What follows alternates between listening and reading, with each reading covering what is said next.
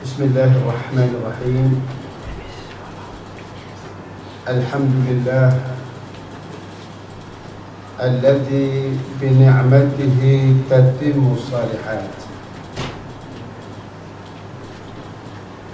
wa bi ijtima'i 'abidihi li dzikri asma'ihi wa sifatihi تتنزل الرحمات والبركات والصلاة والسلام على سيدنا وحبيبنا وشفيعنا وقرة أعيننا محمد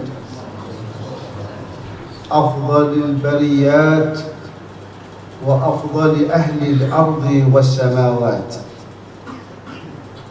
وعلى آله وأصحابه السادة القادات اللهم فصل وسلم وعظم وكرم ومجد على سيدنا ومولانا محمد الفاتح لما أغلق والخاتم لما سبق ناصر الحق بالحق والهادي إلى صراطك المستقيم وعلى آله وصحبه حق قدره ومقداره العظيم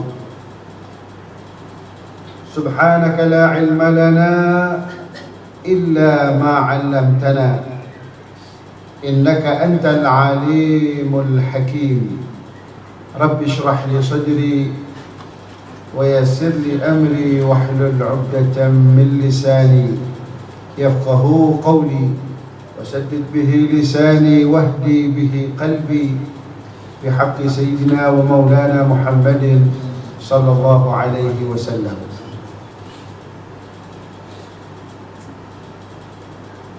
Bapak-bapak, ibu-ibu, tuan-tuan dan puan-puan, hadirin hadirat sekalian yang dirahmati oleh Allah Subhanahu wa taala. Marilah pada kesempatan yang baik ini, di pertemuan kita yang semoga diberkahi oleh Allah ini, kita bersama-sama memanjatkan puja dan puji syukur kita ke hadrat Allah Subhanahu wa taala, di mana semata berkat limpahan rahmat, taufik, hidayah dan inayah Allah lah, maka di tengah-tengah kesibukan kita menjalankan aktiviti kehidupan ini, kita masih diberikan kesempatan oleh Allah dengan digerakkan hati kita, diayunkan langkah kita, dihadirkan kita di majelis ini, sebuah majelis yang kita yakini merupakan tempat turunnya rahmat Allah, sebuah majelis yang kita yakini merupakan tempat turunnya keberkahan Allah, sebuah majelis yang kita yakini merupakan tempat turunnya maghfirah Allah. Maka besar harapan kita kepada Allah, tidaklah kita beranjak meninggalkan majelis ini setelah acara ini selesai, kecuali Allah akan ampunkan dosa-dosa kita. Allah akan ampuni segala kesalahan-kesalahan kita.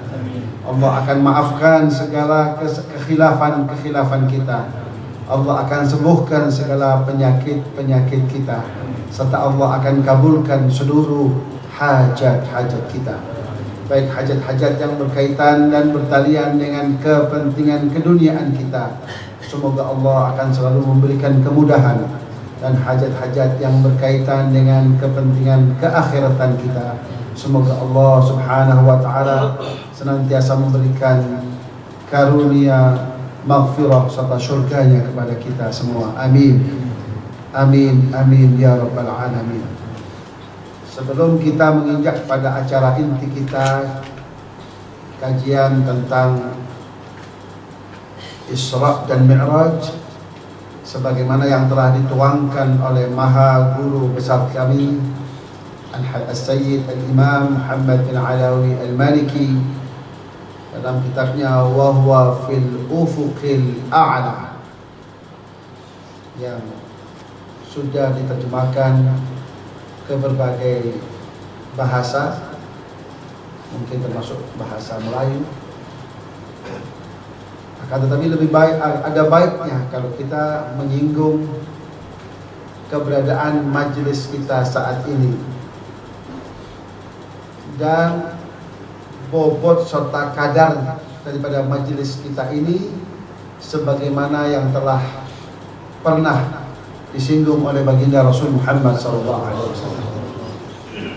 untuk menambah kemantapan hati kita, untuk di hari-hari ke depan kita lebih ringan langkah kita untuk menghadiri majelis-majelis semacam ini.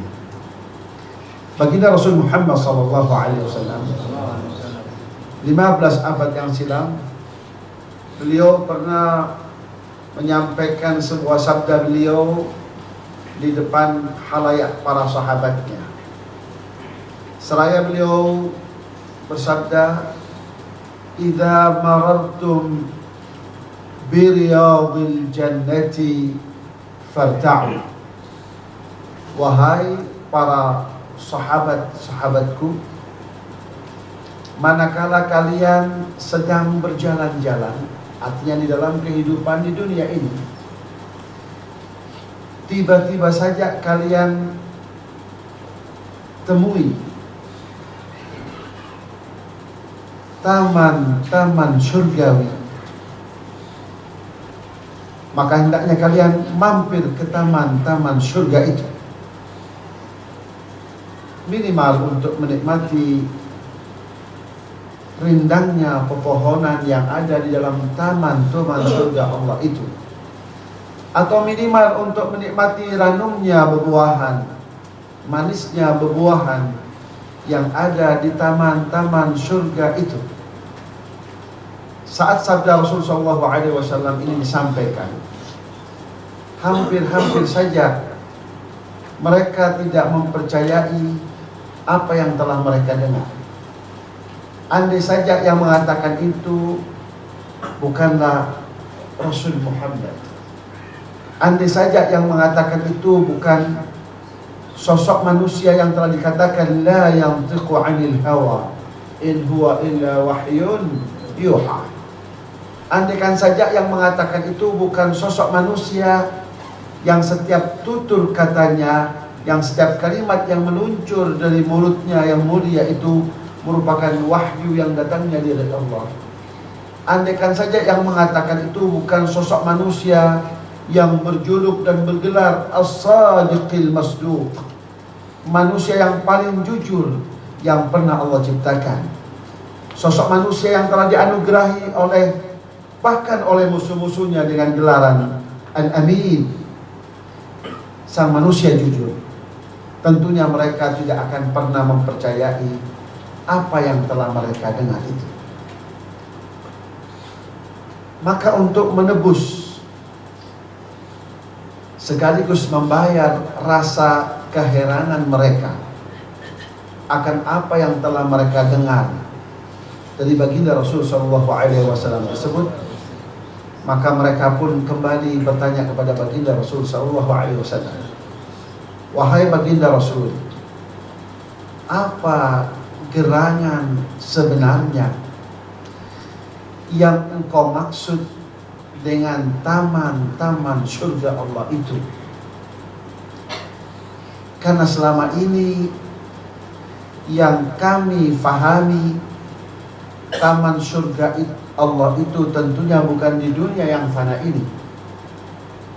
Itu yang pertama.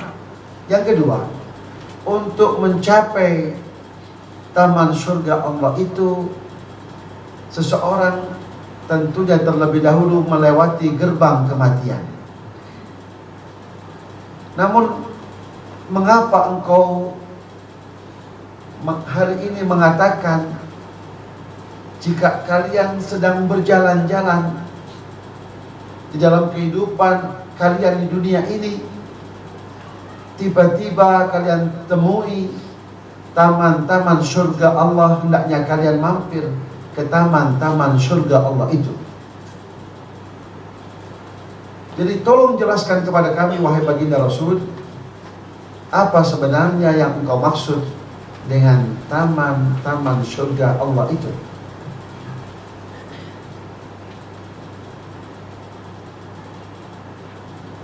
Bukankah engkau pernah mengatakan bahwa surga itu sebagaimana yang telah engkau sampaikan dalam hadis qudsi? Allah telah berfirman dalam hadis qudsi itu, a'adadtu li'ibadiyas salihin ma la 'ainun ra'at wa la udhunun sami'at wa la khatara 'ala qalbi bashar. Telah aku persiapkan untuk hamba-hambaku yang saleh sesuatu kenikmatan yang belum pernah dilihat oleh indera pandangan manusia dan belum pernah didengar oleh indera pendengaran manusia, bahkan belum pernah terlintas di pikiran dan benak manusia. Itulah hakikat surga sebagaimana yang telah engkau katakan. Namun hari ini engkau mengatakan hal yang semacam itu. Jadi tolong jelaskan kepada kami apa sebenarnya yang engkau maksudkan dengan taman surga Allah itu. Rasul melihat wajah-wajah yang penuh penasaran, wajah-wajah yang ingin tahu, sekaligus wajah-wajah yang telah tidak sabar untuk menunggu jawaban baginda Rasulullah SAW. Maka Rasul SAW sambil tersenyum lalu beliau bersabda, wahai para sahabatku, yang aku maksud dengan taman-taman surga itu tiada lain adalah hilakul dzikri wa fi riwayatin hilakul ilmi. Yang aku maksud dengan taman-taman surga Allah itu adalah kumpulnya kalian untuk berzikir kepada Allah dan kumpul-kumpulnya kalian untuk mendalami ilmu pengetahuan agama. Sebagaimana yang telah kita lakukan malam ini, kita duduk sholat jamaah, kemudian kita duduk untuk berzikir kepada Allah dengan membaca himpunan zikir yang telah dikumpulkan oleh Al-Habib Abdullah bin Alawi Al-Haddad, yang kemudian kita kenal dengan Ratibul Haddad. Arti ratib itu sesuatu yang telah tersusun rapi, di mana penyusunnya Al-Habib Al-Imam Abdullah bin Alawi Al-Haddad adalah bukan saja seorang sufi, bukan saja orang yang mendalami ilmu tasawuf, tetapi lebih daripada itu, Al-Habib Abdullah bin Alawi Al-Haddad dengan ratibnya itu, beliau telah memposisikan dirinya sebagai seorang farmakolog, ahli farmasi, orang sosok manusia yang pakar dalam meramu obat-obatan. Tetapi obat-obatan yang dimaksud bukan sekedar untuk kebutuhan jasmani kasar kita sewaktu diserang penyakit, tapi lebih daripada itu, yang dimaksud adalah obat-obatan untuk mengobati penyakit-penyakit rohani kita. Sebab sebagaimana yang telah disampaikan di dalam syarah Ratib Al-Haddad,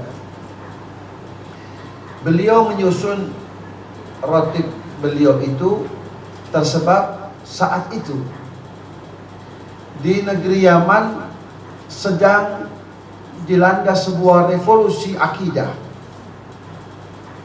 di mana ada serangan dari luar yang menyerang akidah orang-orang Yaman yang saat itu akidah mereka adalah ahli sunnah wal jamaah. dalam masalah usul mereka adalah orang-orang yang bermadhabkan ahli sunnah wal jamaah dengan berafiliasi kepada madhab Asy'ariyah, atau mereka adalah orang-orang Asy'ariyun. Kemudian ada kekuatan besar yang menyerang negeri Yaman, dan sebagian besar dari negeri Yaman sudah terpengaruh dengan revolusi akidah itu. Maka khususnya orang-orang Hadramut yang bagian belahan selatan dari negeri Yaman itu, khususnya orang-orang Tarim, datang berbondong-bondong kepada Al-Habib Abdullah bin Alawi Al-Haddad, dan mereka menyampaikan rasa kekhawatiran mereka akan akidah mereka oleh serangan dari luar itu. Wahai Al-Habib Abdullah Al-Haddad, saat ini telah terjadi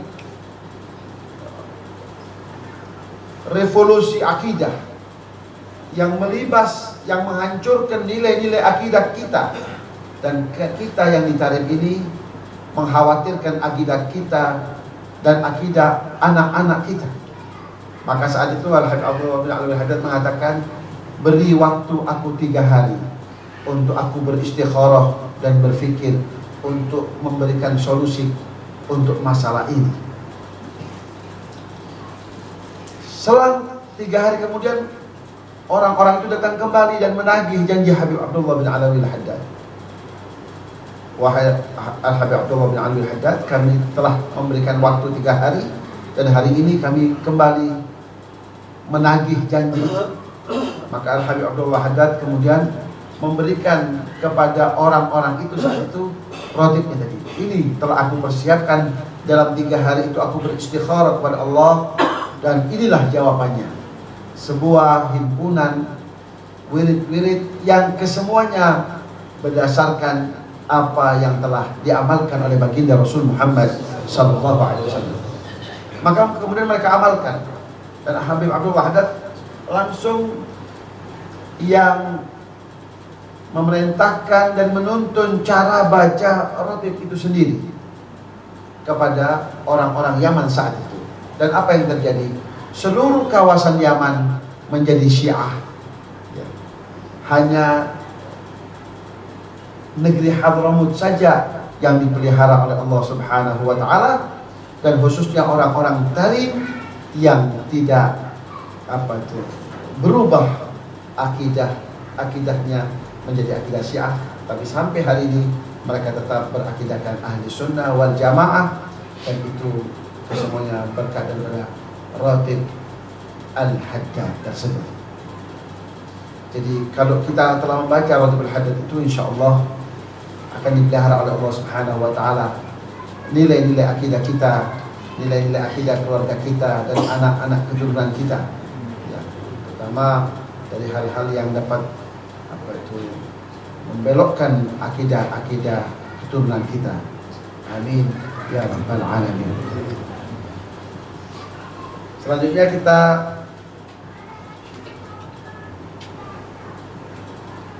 mengkaji kajian inti kita, yaitu tentang Isra dan Mi'raj yang tadi telah dibaca ayatnya oleh sang pembaca Ustaz kita, yaitu peristiwa Isra dan Mi'raj, 2 peristiwa. Peristiwa Isra itu diabadikan oleh Allah dalam suratul Isra, sedangkan peristiwa Mi'raj itu diabadikan oleh Allah dalam surat An-Najm. Wan najmi idza hawa ma dhalla sahibukum wa ma ghawa wa ma yantiqu 'anil hawa in huwa illa wahyun yuha. Allah abadikan peristiwa Mi'raj itu dalam surat An-Najm, sedangkan peristiwa Isra Allah abadikan dalam surat Isra itu sendiri. 2 peristiwa yang terjadi dalam satu masa. Nah, apa yang telah dikatakan oleh sahib kitab Profesor Dr. Sayyid Muhammad bin Alawi Al-Maliki dalam kitabnya Wahwa bil Ufuqil A'la, dalam bab Mafhumul Ijtima' li Dzikral Isra'i wal Mi'raj,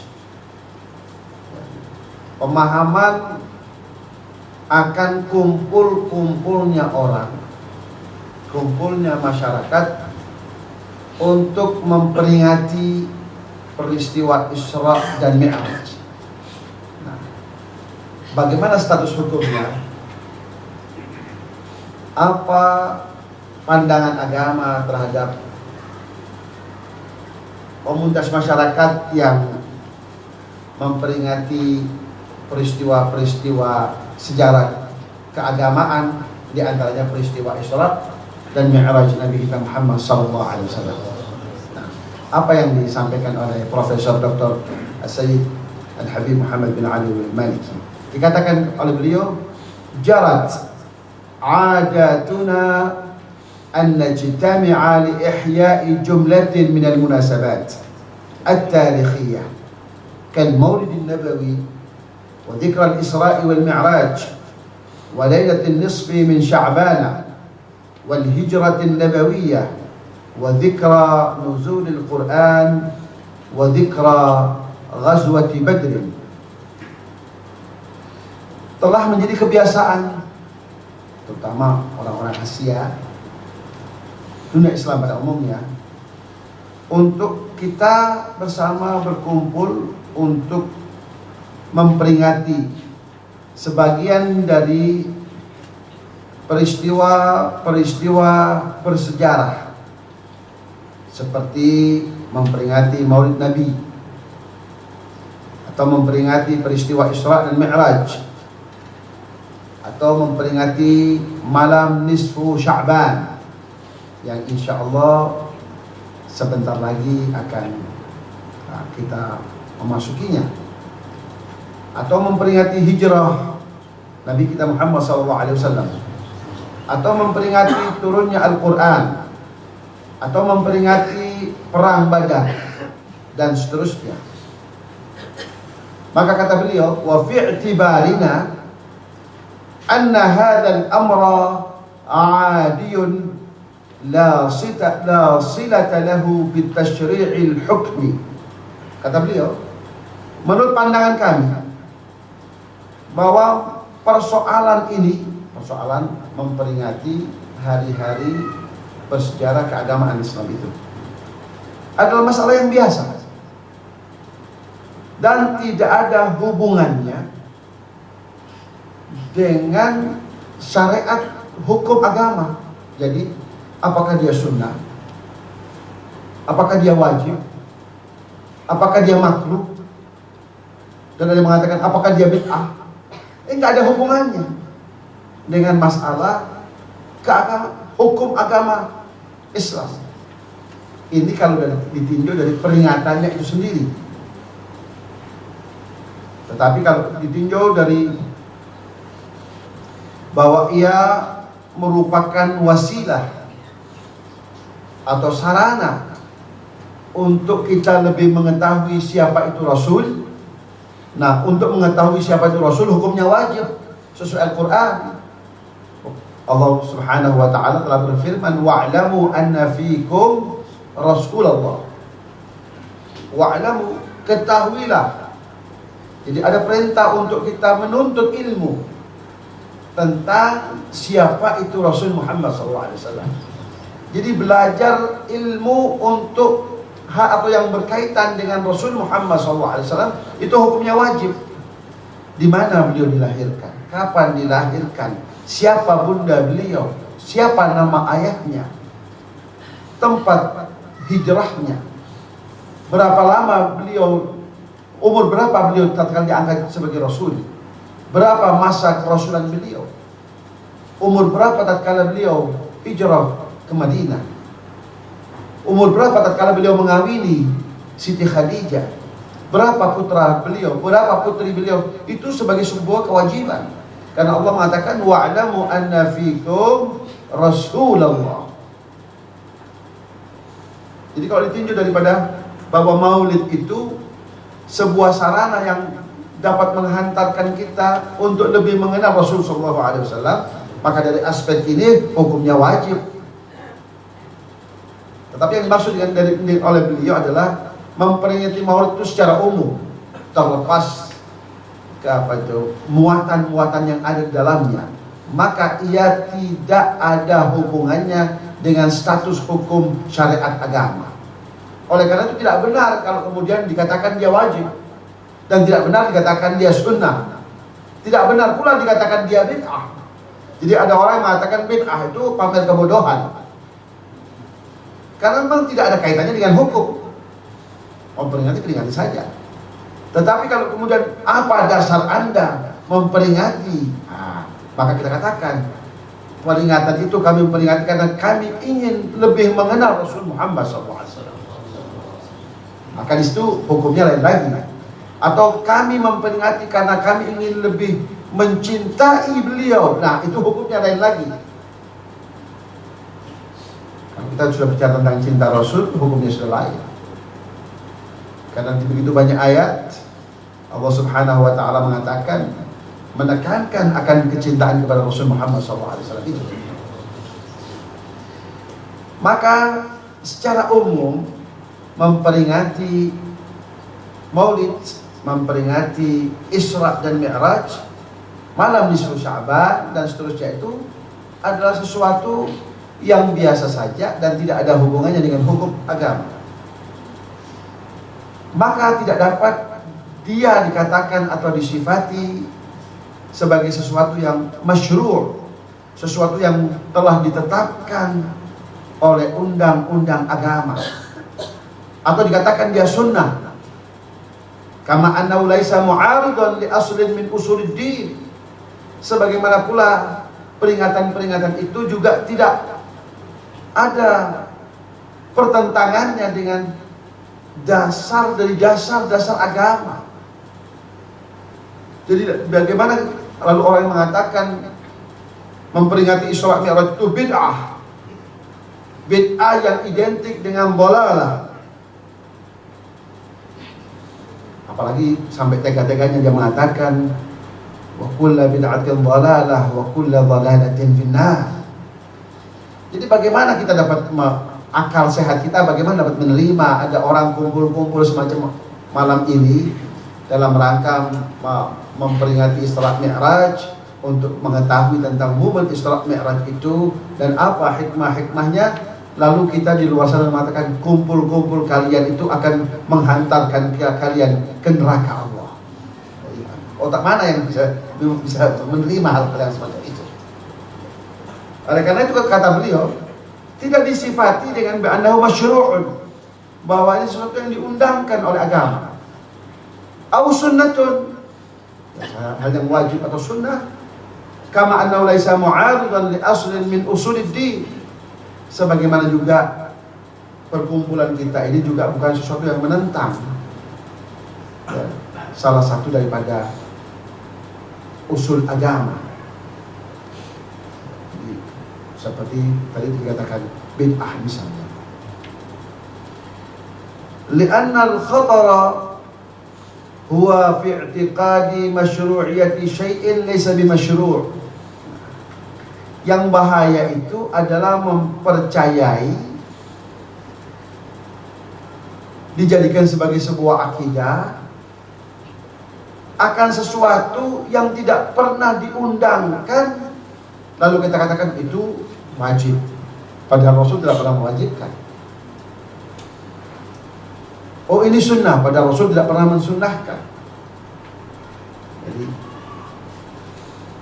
mensyariatkan sebuah kebiasaan ini yang tidak baik. Tapi kalau membiasakan nilai-nilai syariat, itulah yang baik. Apa misalnya? Membiasakan misalnya pengajian semacam forum kita ini, untuk kita biasakan diri kita hadir misalnya tiap malam minggu dalam rangka untuk meningkatkan kualitas keislaman dan keimanan kita serta ketakwaan kita kepada Allah, untuk lebih meluaskan pemahaman kita akan nilai-nilai keislaman. Nah, itu demikian itu baik saja. Kata beliau, wa indi anna amthal hadhihi al-umur al-'adiyah al-'urfiyah la yuqalu fiha aktsaru min annaha mahbubatun lisyari'i aw mabghudah. Kata beliau, menurut saya peringatan-peringatan seperti ini yang biasa saja, ya, secara umum dianggap biasa itu tidak lebih komentar kami untuk hal-hal yang semacam itu, bahwasanya ia itu adalah sesuatu yang dicintai, artinya sesuatu yang disenangi menurut syariat, atau sesuatu yang dibenci menurut syariat. Jadi istilah yang tepat adalah majelis-majelis semacam ini, majelis-majelis yang memperingati Maulid, majelis-majelis yang memperingati Isra Mi'raj, majelis-majelis yang memperingati nuzulul Quran dan lain-lain itu, yang tepat adalah apakah majelis itu majelis yang disenangi dari secara syariat atau majelis yang dibenci secara syariat. Jadi tidak bisa katakan wajib, sunnah, atau bid'ah. Jadi majelis yang disuka atau yang tidak disukai, majelis yang disukai atau yang dibenci, itu saja kata beliau. Wa adhunnu anna hadzal qadar muttafaqun alaih. Nah, penilaian semacam ini itu saya pikir semua ulama tidak akan pernah menentangnya.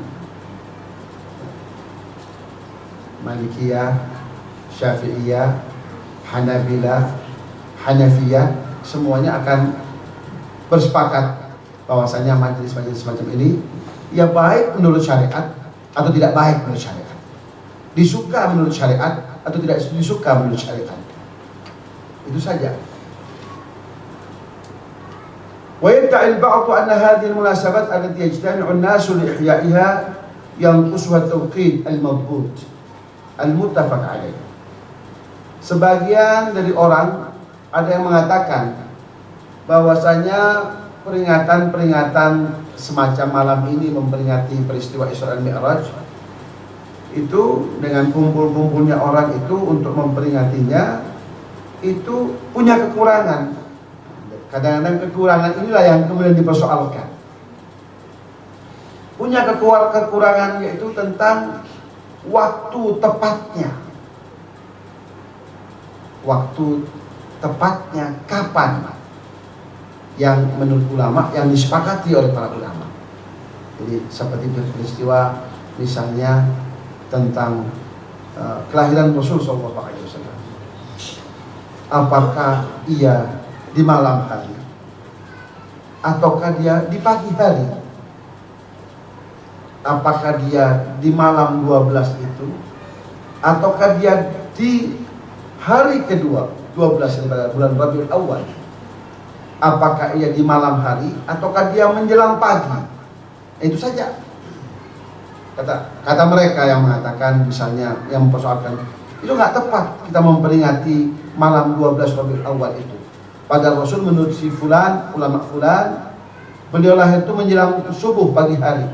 Jadi mestinya kalau mau membuat yang tepat tuh dibuat menjelang pagi subuh, bukan di malam hari atau di hari-hari yang lain. Maka kadang-kadang karena tidak tepatnya itu lalu dipersoalkan, dan dari situlah kemudian mereka memvonisnya sebagai sesuatu yang bid'ah.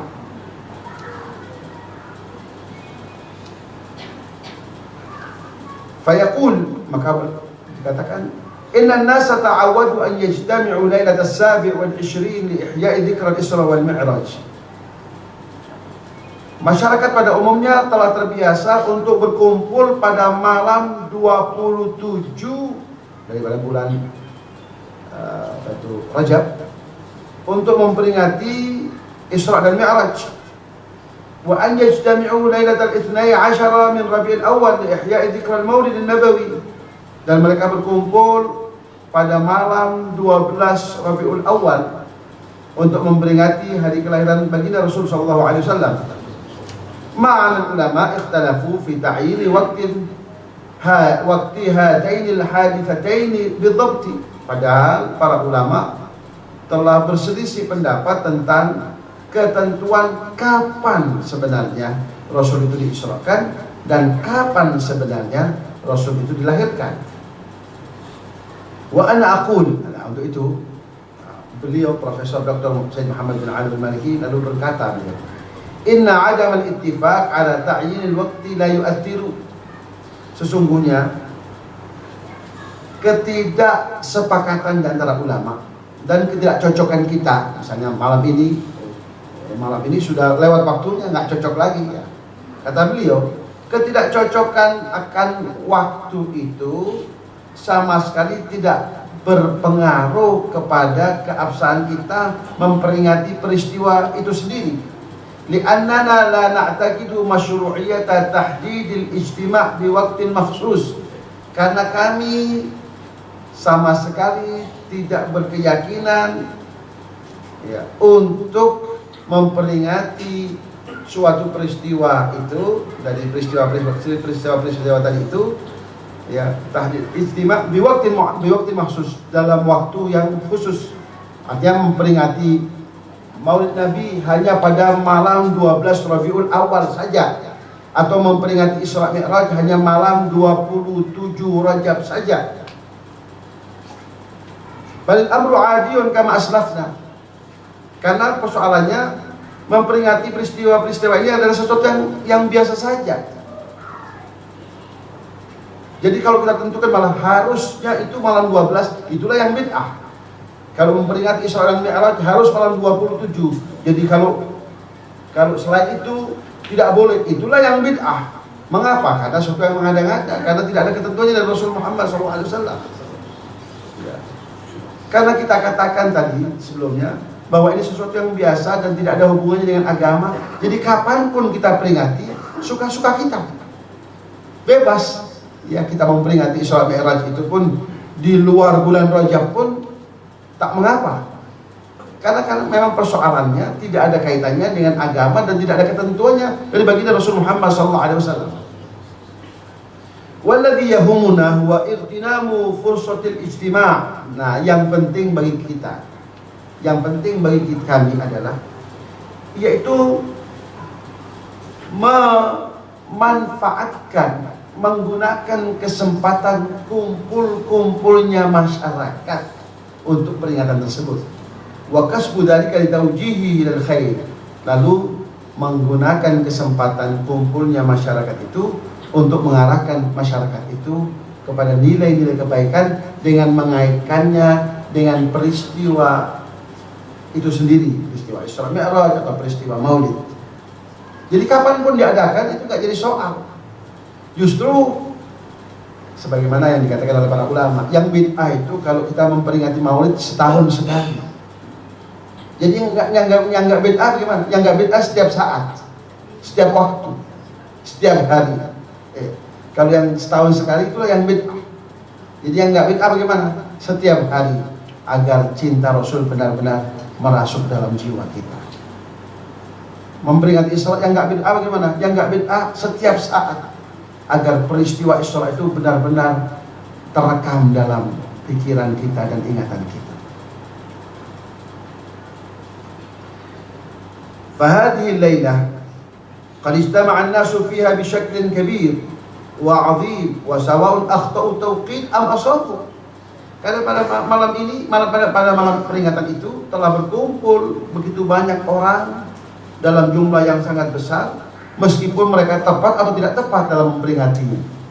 Ada tepat waktunya atau tidak tepat. Fa inna mujarrad istima'ihim hadza ala dzikrillah wa mahabbati Rasulillah sallallahu alaihi wasallam kafin fi ijtilabi rahmatillahi wa fadlih. Karena berkumpulnya mereka dalam rangka berzikir kepada Allah, seperti pada malam hari ini kita memperingati Isra Mi'raj. Sebelum membaca kitab ini kita berkumpul sholat jamaah, kemudian berzikir kepada Allah dalam bacaan Ratibul Haddad, diikuti kemudian dengan zikir kepada Allah dalam pembacaan ayat-ayat Al-Quran Karim. Yang demikian itu sudah cukup, kata beliau, dalam mendatangkan rahmat Allah Subhanahu wa ta'ala. Oleh karena tadi itu kalau kita katakan majelis kita ini sebagai majelis taman surga adalah sesuatu yang tidak berlebihan. Dan apa taman surga? Artinya dalam taman surga itu semua kebaikan ada, semua kenikmatan ada, semua keberkahan ada. Demikian pula dengan majelis kita, mudah-mudahan akan menghantarkan kita kepada semua kebaikan, semua keberkahan dalam kehidupan di dunia ini. Amin. Kemudian beliau mengatakan, inni a'taqidu tamamal i'tiqad an ijtima'a ha'ula'in nas ma dama annahu lillah wa fillah fa innahu maqbulun 'inda Allah walau akhtau fi tauqid. Maka kata beliau, aku yakin seyakin-yakinnya bahwa perkumpulnya masyarakat, selama perkumpulan mereka itu karena Allah dan untuk Allah, maka aku yakin bahwa perkumpulan mereka itu akan diterima di sisi Allah Subhanahu wa taala, meskipun mereka waktunya tidak tepat.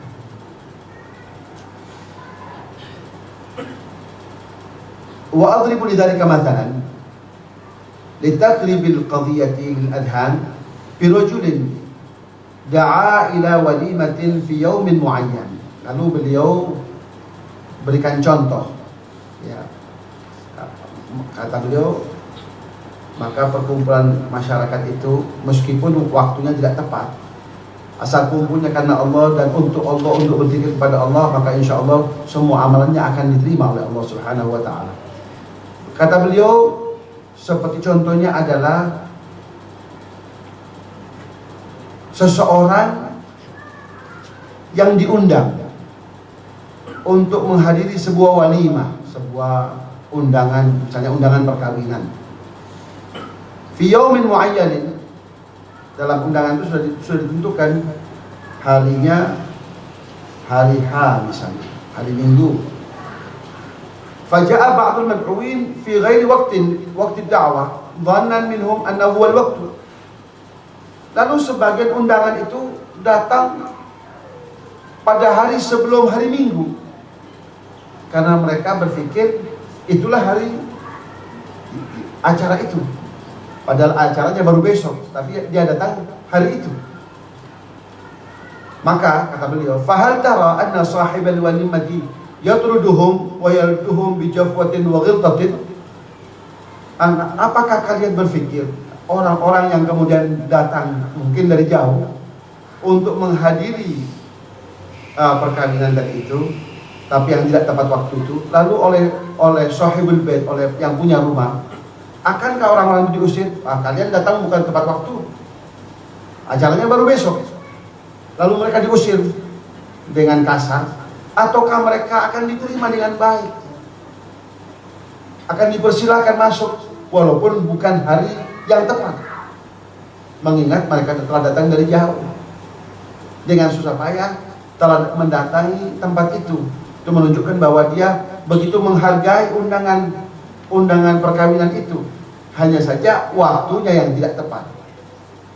Nah, kalau itu terjadi pada antar manusia, yang manusia itu serba terbatas kesabarannya, terbatas rasa keibaannya, terbatas rasa rahmatnya, masih akan menghormati tamunya tadi itu yang datang dari jauh.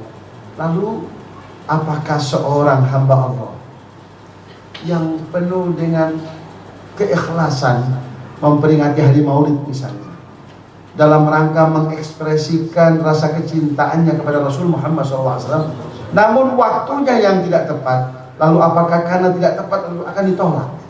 Kalau seorang manusia saja tidak akan menolak sesama manusia, apakah mungkin Allah yang Maha Rahman, yang Maha Rahim, yang Maha Karim, yang Maha Pemberi, yang Maha Rahmat, yang rahmatnya begitu luas, bak lautan yang tidak bertepi, mungkinkah Allah akan mengatakan dan menolak amalan mereka karena mengamalkan sesuatu yang tidak tepat waktunya?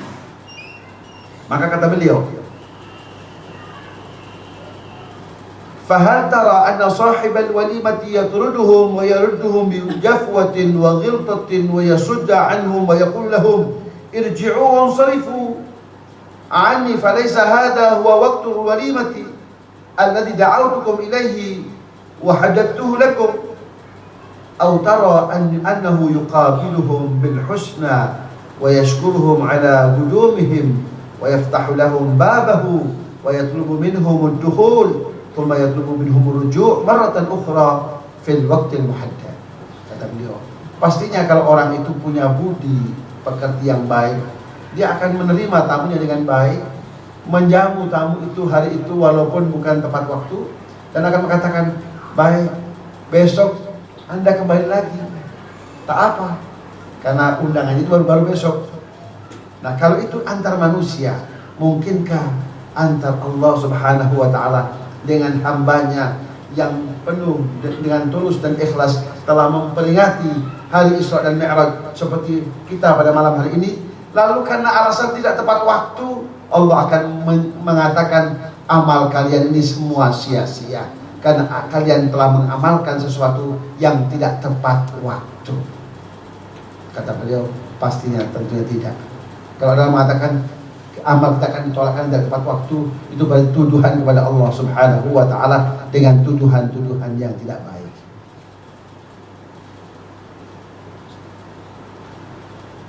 Hadzal ladzi ana atasawwaruhu wa huwa al-la'iqu bi fadlillahi wa karamih. Inilah yang tergambar di pikiranku dan yang cocok bagi Allah yang maha kaya dan maha luas rahmatnya itu.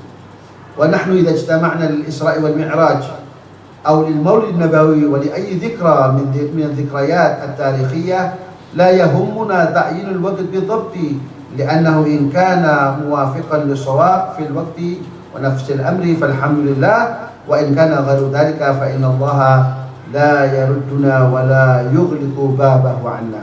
Maka aku katakan, kalau kita malam ini berkumpul untuk memperingati Isra dan Mi'raj atau memperingati Maulid Nabawi dan untuk memperingati acara apapun lah dari acara-acara keagamaan ya yang sebagaimana kita ketahui, maka menentukan waktu tidak penting. Ia tepat waktu atau tidak tepat waktu itu tidak terlalu prinsip dan tidak terlalu penting ya, karena kita berkeyakinan Allah Subhanahu wa Ta'ala yang maha kaya dan maha bijaksana itu tidak akan menolak kita dan tidak akan menutup pintu kerahmatannya untuk kita. Lalu beliau mengatakan pelajaran-pelajaran yang dapat kita ambil dan ibrah-ibrah yang dapat kita ambil dari peristiwa Isra dan Mi'raj. Kata beliau, fi durusun wa ibarun an qissatil Isra'i wal Mi'raj. Fi mu'jizatil Isra'i wal Mi'raj durusun 'azimah wa asrarun jalilah, wa min ajalli hadhihi ad-durusi فضل هذا النبي الكريم بما خصه الله تعالى به من أنواع التكريم. وليس هذه الخصوصية فقط ولكن كثير من المزايا والمناقب، ومنها أن الله أخبره صلى الله عليه وسلم بأنه غفر له ما تقدم من ذنبه وما تأخر، ولم ينقل أنه أخبر أحدا من الأنبياء بمثل ذلك. Di antara mukjizat Isra dan Mi'raj terkandung pelajaran-pelajaran yang maha berharga dan rahasia-rahasia yang maha agung. Di antara nilai-nilai pelajaran yang dapat kita ambil adalah keutamaan baginda Rasul Muhammad SAW. Jadi melalui Isra ini kita dapat melihat akan nilai keagungan Rasul kita Muhammad SAW. Sejauh mana nilai keagungan itu? Nah, kita dapat ambil dari peristiwa Isra dan Mi'raj junjungan kita Nabi besar Muhammad SAW yang telah Allah berikan kekhususan kepadanya dengan bermacam-macam nilai kemuliaan. Dan bukan nilai kemuliaan dengan di Isra dan di Mi'rajkan beliau saja, tidak. Tetapi begitu banyak nilai-nilai keistimewaan dan nilai-nilai keagungan yang telah diberikan oleh Allah Subhanahu wa Ta'ala kepada Rasul kita Muhammad SAW. Di antaranya adalah Allah telah menginformasikan kepada beliau Rasulullah SAW, Rasul kita Muhammad, bi annahu ghafara lahu ma taqaddama min dhanbihi wa ma ta'akhkhar, bahwa beliau telah memaklumatkan, telah menginformasikan, telah memberitahukan kepada beliau bahwa Allah telah menghapuskan segala dosa beliau, baik dosa-dosa yang terdahulu maupun dosa-dosa yang akan datang jika itu terjadi. Dan yang demikian ini belum pernah terjadi dan belum pernah Allah janjikan dan Allah sampaikan kepada Rasul dari Rasul-Rasulnya maupun Nabi daripada Nabi-Nabi. Hal itu sebagaimana yang difirmankan oleh Allah dalam suratul Fatah, Inna fatahna laka fathan mubina liyaghfira lakallahu ma taqaddama min dhanbika wa ma ta'akhkhar wa yutimma ni'matahu 'alaika wa yahdiyaka siratan mustaqima. Jadi belum pernah Allah Subhanahu wa taala sampaikan informasi semacam itu kepada nabi-nabi atau kepada rasul-rasul sebelum Rasul kita Muhammad SAW. Hanya Rasul Muhammad sajalah satu-satunya Rasul yang telah diinformasikan oleh Allah kepada beliau bahwa Allah telah menghapuskan seluruh dosa beliau, baik dosa-dosa yang telah lalu maupun dosa-dosa yang akan datang semisal itu ada dosa. Itu yang pertama. Yang kedua, wa minha annahu awwalu syafi'in wa awwalu musyaffa'in, adalah beliau Rasul kita Muhammad SAW adalah orang yang pertama memberikan syafaat dan orang yang pertama yang mendapatkan mandat dari Allah untuk memberikan syafaat itu, sebagaimana yang disampaikan oleh Rasul Muhammad SAW, ana awwalu syafi'in wa awwalu musyaffa'in biyadi liwa'ul hamdi yawmal qiyamati wala fakhar. Saat manusia dibangkitkan oleh Allah di hari kiamat kelak, saat manusia digelar di padang mahsyar, saat matahari didekatkan dengan ubun-ubun manusia, hingga ada manusia yang mandi keringat, ada yang sebatas mata kaki, ada yang sampai sebatas lutut, ada yang sampai sebatas pusar, ada yang sampai sebatas dada, ada yang sampai sebatas mulut, ada yang tenggelam sama sekali dengan keringatnya sendiri. Saat itulah manusia masing-masing dicekam oleh rasa ketakutan yang sangat luar biasa. Maka sebagaimana yang dilukiskan oleh Allah di begitu banyak ayat, apa yang akan dialami oleh manusia.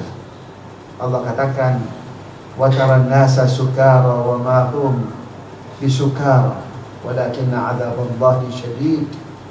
Engkau akan saksikan saat itu manusia seperti sedang mabuk padahal mereka tidak sedang mabuk. Artinya mereka kehilangan akal sehat mereka. Seperti apa kehilangan akal sehat mereka itu? Sejauh mana? Allah lukiskan dalam ayat yang lain. Allah berfirman, yauma yafirrul mar'u min akhihi wa ummihi wa abihi wa sahibatihi wa banihi likulli imri'in minhum yawma idin sya'nun yughni. Di hari itu ada seorang saudara rela meninggalkan saudara kandungnya sendiri, walau selama hidup di dunia dia selalu berbarengan dengan saudaranya. Wa ummihi wa abihi, bahkan seorang anak kandung rela meninggalkan bapaknya yang pernah membesarkannya, mendidiknya. Bahkan seorang anak kandung rela meninggalkan ibunya yang pernah mengandung, melahirkan dan menyusuinya. Wa sahibatihi wa bani, seorang suami rela meninggalkan sang istri walau di dunia ia pernah berikrar dan berjanji untuk setia sehidup semati. Nah, janji itu tinggal janji saja. Ya. Janji itu hanya semuanya, sang penjanji pasti akan berbohong saat itu. Sang penjanji tidak akan pernah menepati janjinya. Itu firman Allah. Lebih daripada itu, firman ini menunjukkan bahwa cinta manusia itu semuanya serba terbatas. Bahkan cinta seorang ibu sekalipun terhadap anaknya itu penuh keterbatasan. Dan itu sesuai yang diinformasikan oleh Allah dalam Al-Quranul Karim, di mana seorang ibu rela meninggalkan anak yang pernah dilahirkannya. Demikian pula anak rela meninggalkan ibunya. Maka saat manusia kemudian lari tunggang langgang mencari juru selamat dan hakiki itu siapa? Siapa yang dapat mengentas mereka? Siapa yang dapat menyelamatkan mereka? Siapa yang dapat menyelamatkan ancaman yang begitu menghantui mereka? Maka mereka kemudian lari berbondong-bondong mencari. Mereka ingat mereka pernah punya bapak, yang bapak mereka adalah statusnya seorang nabi, nabi yang pertama, bahkan manusia yang pertama. Maka mereka rame-rame mencari Adam alaihi salam. Maka dengan susah payah. Mengapa? Karena alam barzakh itu, meskipun matahari dekat dengan ubun-ubun kita, tapi hari itu Allah hendak menunjukkan kemahakuasaannya. Allah cabut sinar matahari itu, maka matahari itu tidak bersinar. Dia hanya memancarkan panasnya saja. Sekali lagi Allah hendak menunjukkan kemahakuasaannya. Walaupun dia tidak bersinar, tetapi dia hanya bisa memancarkan rasa panas itu. Kehendak Allah, kuasa Allah. Innahu ala kulli syai'in qadir. Dan tidak ada talazum, tidak ada keharusan. Kalau tidak ada pancaran, nggak ada sinar, nggak ada panas, nggak ada talazum. Allah bisa, dan Allah maha kuasa. Allah cabut sinarnya, tapi sifat panasnya masih tetap ada. Maka lari mencari Adam. Setelah Adam ditemui, lalu mereka berbondong-bondong, wahai ayah kami Adam, jadilah engkau ayah yang baik dan bertanggung jawab terhadap anak-anakmu. Adam pun ingat akan kesalahan yang pernah ia buat. Maka Adam mengatakan, aku juga tatkala hidup pernah berbuat kesalahan. Menurut Adam, menurut beliau salah, walaupun menurut syariat tidak salah. Karena Nabi itu semuanya maksum, terjaga dari perbuatan salah. Dan hari ini Allah begitu murka. Allah tidak pernah murka semurka hari ini. Maka carilah keselamatan kalian sendiri-sendiri. Maka Adam berkomentar, nafsi, nafsi. Kita kecewa saat itu. Kita mencari lagi, lalu kita ingat Nuh yang pernah menyelamatkan kaumnya dengan perahunya. Kita datangi Nuh, tapi Nuh jawabannya sama, nafsi, nafsi. Kita kecewa lagi. Lalu kita mencari yang lain. Kita teringat Ibrahim. Kita datang kepada Ibrahim, tapi Ibrahim jawabannya sama. Kita datang kemudian kepada Musa. Musa pun sama. Kita kemudian datang kepada Isa. Ini Anbiya ulul azmi, nabi-nabi yang punya pangkat yang lebih tinggi dari yang lain, mengatakan nafsi-nafsi, apalagi yang nabi-nabi yang lain. Nah, saat kita dalam kekecewaan, saat kita dalam ketakutan, saat kita dalam kebingungan, maka Nabi kita Muhammad beda dengan nabi-nabi yang lain. Saat nabi yang lain mengatakan nafsi-nafsi, justru Nabi kita Muhammad mengatakan ana laha, ana laha. Akulah yang akan mengentas kalian. Akulah yang akan menyelamatkan kalian. Akulah yang akan menghantarkan kalian sampai ke gerbang surga Allah. Itulah keistimewaan Rasul kita Muhammad.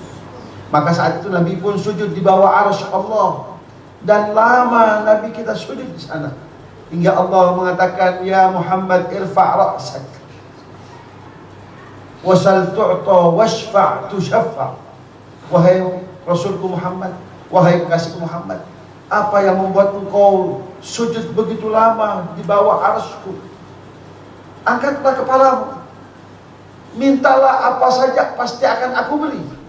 Dan berikanlah syafaat kepada siapa saja, pasti akan aku berikan syafaat itu. Maka adalah orang pertama yang mendapatkan mandat untuk memberikan syafaat kepada manusia adalah Rasul kita Muhammad SAW. Maka Rasul mengatakan, ana awwalu syafi'in wa awwalu musyaffa'in. Akulah orang pertama yang memberikan syafaat, dan aku adalah orang pertama yang mendapat mandat dari Allah untuk memberikan syafaat itu. Maka Rasul SAW kemudian memberikan syafaat dan memberikan dan terus memberikan dan terus memberikan sampai-sampai sebagaimana hadis yang diriwayatkan oleh Imam Muslim dalam sahihnya, berkatalah kemudian malaikat Malik khazinu jahannam, wahai Muhammad, tidak engkau lagi sisakan daripada umatmu yang mendiami neraka Allah ini. Karena begitu Allah turunkan firman-Nya, wala saufa yu'tika rabbuka fatarda. Maka Rasulullah SAW lalu berkata, wallahi walan arda wa wahidun min ummati finnar. Tatkala Allah mengatakan, dan pasti akan aku beri kepadamu wahai Rasulku Muhammad apa saja, tanpa limit, tanpa batas, hal yang berkaitan dengan kepentingan umatmu, hal yang berkaitan dengan kepentingan umatmu dan keselamatan umatmu serta kebahagiaan umatmu, hingga engkau benar-benar merasa puas.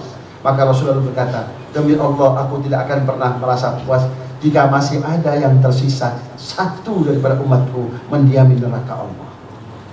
Itulah Rasul kita Muhammad dengan kualitas mahabbahnya kepada umatnya, ternyata melebihi mahabbah seorang ibu kepada anak kandungnya. Oleh karena itulah Rasul kita berhak untuk mendapatkan yang terbaik dari diri kita. Cinta yang terbaik, cinta yang paling tulus, kasih yang paling tulus, kasih yang paling baik untuk Rasul kita Muhammad. Jadi kalau kita hendak mengidolakan, idolakanlah Rasul Muhammad. Kalau kita hendak menjadikan pujaan, jadikanlah Rasul kita Muhammad pujaan hati kita, tambatan cinta kita. Karena beliaulah orang yang paling peduli terhadap keselamatan diri kita, melebihi kepedulian seorang ibu kepada anak kandungnya sendiri. Maka Rasul Muhammad adalah awalu syafi'in wa awalu musyafa'in. Wa hadha yadullu ala takhsisihi wa tafdilihi. Ini menunjukkan akan kekhususan beliau dan akan keagungan beliau dibanding dengan nabi-nabi yang lain. Wa minha itharuhu sallallahu alaihi wasallam ala nafsihi bida'watihi idh ja'ala Allah li kulli nabiyyin da'watan mustajabatan. Fakullun minhum ta'ajjala bida'watihi fid dunya wa ikhtaba'ahu sallallahu alaihi wasallam da'watahu syafa'atan li ummati. Di antaranya, di antara keistimewaan Rasulullah SAW adalah itharuhu sallallahu alaihi wasallam ala nafsihi. Adalah di antara keistimewaan Rasul adalah beliau itu lebih mengedepankan kepentingan umatnya ketimbang kepentingan pribadinya. Jadi beliau lebih mementingkan umat daripada diri beliau sendiri. Lebih mementingkan umat daripada anak-anak beliau. Lebih mementingkan umat daripada keluarga beliau. Yang selalu ada di benak beliau adalah umat dan umat dan umat dan umat. Hingga akhir hayat beliau yang beliau ucapkan adalah ummati, ummati. Kekhawatiran beliau kepada kita. Kita yang dipikirkan, bukan anaknya, bukan keluarganya, bukan istri-istrinya, tapi kita sebagai umat yang selalu dipikirkan. Maka kata Rasul SAW, Allah telah menjadikan untuk setiap nabi itu dakwatan mustajabah, doa yang diterima oleh Allah. Loh, pertanyaannya, bukankah setiap doa nabi itu mustajab? Setiap Rasul itu mustajab. Lalu apa yang dimaksud dalam hadis ini? Likulli nabiyyin da'watun mustajabah. Yang dimaksud adalah mustajabah di sini itu yang bersifat ainiyah hiniyah. Apa artinya ainiyah hiniyah itu? Artinya doa yang dikabulkan oleh Allah saat itu juga dan sesuai dengan jenis permintaannya. Kalau setiap doa para nabi, para rasul pasti akan diterima, tapi diterima itu disesuaikan dengan kebijaksanaan Allah Subhanahu wa taala. Ya. Karena sebagaimana yang dikatakan oleh Al-Imam Al-Hasan Al-Basri, ya, tatkala Allah Subhanahu wa taala mengatakan ud'uni astajib lakum, maka Al-Imam Al-Hasan Al-Basri mengatakan kullu da'watin mustajabah. illa an yu'ajjal au yu'ajal. Setiap doa itu pasti akan diterima oleh Allah. Tetapi ada yang segera dipenuhi, ada yang ditunda. Disesuaikan dengan kebijaksanaan Allah Subhanahu wa ta'ala. Maka demikian pula dengan doa para nabi itu. Diterima, tetapi tidak saat itu juga, dan tidak juga sesuai dengan permohonannya. Kesemuanya disesuaikan dengan kebijaksanaan Allah Subhanahu wa ta'ala. Yang dimaksud dengan dalam hadis Rasulullah SAW di kulli nabiyyin da'watun mustajabah itu adalah doa yang mustajab yang saat itu juga diterima oleh Allah dan yang sesuai dengan apa yang dimohonkan. Perbedaannya adalah setiap nabi telah menggunakan fasilitas itu. Dari mulai Nabi Adam sampai Nabi Isa, tatkala diberikan fasilitas itu oleh Allah Subhanahu wa ta'ala, masing-masing sudah digunakan fasilitasnya. Ada yang untuk kepentingan pribadi, ada yang untuk kepentingan keluarga, ada yang untuk kepentingan umat. Tetapi Rasulullah SAW saat diberikan oleh Allah doa itu, Nabi justru tidak menggunakannya. Justru Rasul simpan. Untuk apa? Syafa'atan li ummatih.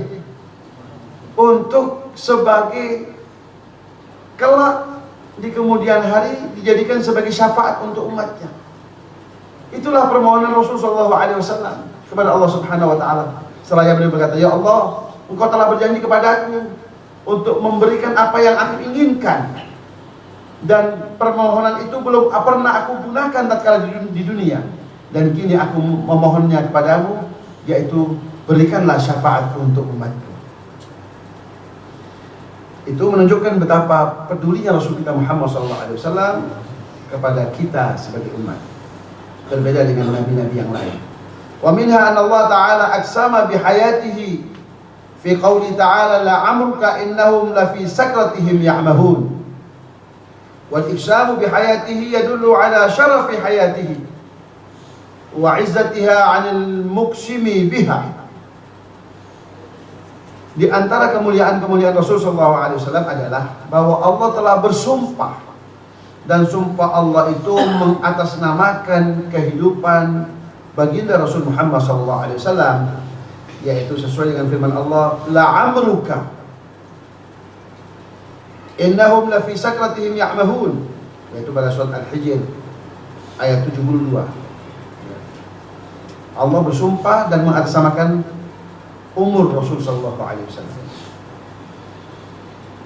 Kata beliau, wal iqsamu bihayati, sumpah Allah dengan mengatasnamakan umur Nabi atau kehidupan Nabi ini menunjukkan betapa berharganya kehidupan Rasul sallallahu alaihi wasallam. Betapa mulianya kehidupan Rasul SAW, sehingga ia dijadikan sumpah oleh Allah Subhanahu wa ta'ala.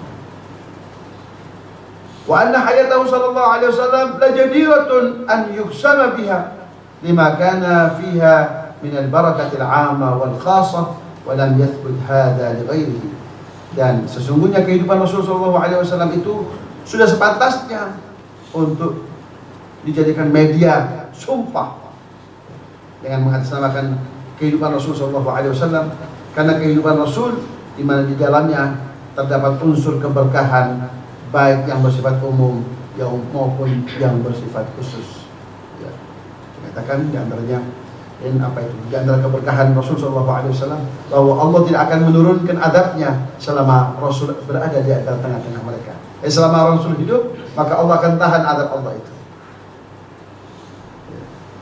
Selama Rasul hidup dan ada di tengah-tengah mereka, ada di tengah-tengah Abu Jahal, Abu Lahab, orang-orang yang seyogianya dilumatkan oleh Allah.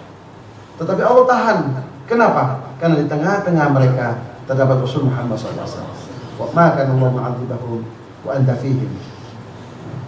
Wa ma kana Allah yu'adzibahum wa anta fihim wa ma kana Allah mu'adzibahum wa hum yastaghfirun. Allah tidak akan pernah menurunkan azabnya sedangkan engkau wahai Rasul Muhammad di tengah-tengah mereka. Jadi kehidupan Rasul di tengah-tengah masyarakat Arab jahiliyah saat itu merupakan keberkahan, merupakan nikmat. Oleh karena itu sudah sepantasnya kalau kehidupan Rasul lalu dijadikan sebagai sarana sumpah Allah Subhanahu. Wa minha anna Allah Ta'ala waqqarahu fi nidaihi falam yunadihi bismihi bal nadahu bi asna awsafihi sallallahu alaihi wasallam qala ya ayyuhan nabi ya ayyuhar rasul wa hadhihi al-khasisah lam tathbut li ghairihi bal inna kullan minhum nudiya bismihi faqala ta'ala ya adam uskun anta wa zawjuka al-jannah qala Allah ya Isa ibn Maryam udhkur ni'mati 'alayka ya Musa innahu ana Allah ya Nuh bit bisalamin ya Daud inna ja'alnaka khalifatan fil ard ya Yahya khudhil kitaba biquwwah. Di antara kemuliaan-kemuliaan yang ada pada diri Rasul sallallahu alaihi wasallam, Allah telah tetapkan di dalam pemanggilan Rasul itu tidak pernah sekalipun Allah memanggil Rasul kita Muhammad hanya sebatas namanya saja. Tetapi beliau dipanggil, disebut dengan sifat-sifat yang mulia dari sifat beliau. Maka beliau dikatakan ya ayyuhan nabi, ya ayyuhar rasul. Tidak pernah ya Muhammad. Tetapi aneh bin ajaibnya, ada di antara warga umatnya, bahkan mereka yang menggolongkan diri para ulama, para khatib, para ustadz, ya, mengatakan berkata Muhammad, datang Muhammad, pergi Muhammad, lahir Muhammad, ya. Padahal Allah Subhanahu wa Ta'ala sendiri di dalam Al-Quran tidak pernah menyebut Rasul kita Muhammad itu hanya sebatas nama. Tidak pernah ya Muhammad, tapi selalu ya ayyuhan nabi, ya ayyuhar rasul. Dan yang lainnya tidak diperlakukan hal yang sama kepada para nabi-nabi yang lain. Maka saat Allah Subhanahu wa Ta'ala memanggil Adam misalnya, Allah panggil beliau hanya dengan sebatas nama. Dikatakan ya Adam uskun anta wa zawjuka jannah. Wahai Adam, tinggallah engkau dan istrimu dalam surgaku. Atau saat Allah memanggil Isa alaihissalam, maka Allah memanggil dengan sebatas nama ya Isa, ya Isa bin Maryam udhkur ni'mati alaik. Wahai Isa putra Maryam, ingatlah nikmatku yang telah aku karuniakan kepadamu. Tatkala Allah memanggil Musa, beliau hanya memanggil ya Musa, innahu ana Allah. Tatkala Allah memanggil Nuh, Allah juga panggil hanya sebatas nama ya Nuh ihbit bisalamin. Demikian pula tatkala memanggil Nabi Allah Daud, Allah memanggil ya Daud inna ja'alnaka khalifatan fil ard. Demikian pula tatkala Allah memanggil Yahya, ya Yahya khudil kitaba, dan seterusnya dan seterusnya. Wala yakhfa ala ahadin anna sayyida idza da'a ahad 'abidihi bi afdal ma wujida fihi min al-awsaf al-'aliyyah wal akhlaq as-saniyyah wa da'a al-akharina bi asma'ihim al-a'lam allati la tush'iru bi wasf min al-awsaf wala bi khulqin min al-akhlaq anna manzilata man da'ahu bi afdal al-asma' wal awsaf a'azzu 'alayhi wa aqrabu ilayhi mimman da'ahu bismihi al-'alam. Dan tentunya tatkala Allah Subhanahu wa Ta'ala atau seorang majikan memanggil salah seorang budaknya atau suruhannya dengan menyebut apa yang ada pada diri budak itu daripada sifat-sifat yang tinggi dan akhlak-akhlak yang terpuji, sedangkan memanggil nama-nama yang lain daripada budak-budaknya itu dengan hanya menyebut nama saja, yang demikian itu menunjukkan bahwa yang dipanggil dengan nama yang ada pada diri hamba tersebut dari sifat-sifat yang mulia, sementara yang lain dipanggil hanya sebatas nama, itu menunjukkan bahwa yang dipanggil dengan nama dengan sifat-sifat yang mulia itu jauh lebih tinggi sifat-sifatnya daripada yang lain, dan dia lebih dekat kepada Allah Subhanahu wa Ta'ala dibandingkan dengan yang lain. Wa minha anna mu'jizata kulli nabiyyin insaramat wa anqadat ومعجزة سيد الأولين والآخرين وهي القرآن العظيم باقية إلى يوم الدين ومنها تسليم الحجار عليه وحنين الجذع إليه صلى الله عليه وسلم. Di antaranya adalah mukjizat setiap nabi itu selesai dan berakhir, dan kini hanya sebatas legenda. Konon Nabi Musa punya tongkat yang bisa menjelma menjadi ular. Masih ada? Tapi kita buktikan tak lagi. Hanya tinggal sebuah cerita. Konon Nabi Isa dengan sentuhan tangannya orang buta pun menjadi melihat kembali. Orang belang spontan sembuh. Orang yang mati pun karena sentuhannya dia bangun dan hidup kembali. Masih bisa kita saksikan mukjizat itu? Sama sekali tidak. Berakhir, madat wa qadat, telah berlalu dan selesai. Sementara mukjizat Nabi kita Muhammad sallallahu alaihi wasallam kekal, tetap ada. Apa itu? Mukjizat Al-Qur'an yang akan kekal sampai hari kiamat. Kalau kita perhatikan Al-Quran, maka isi Al-Quranul Karim itu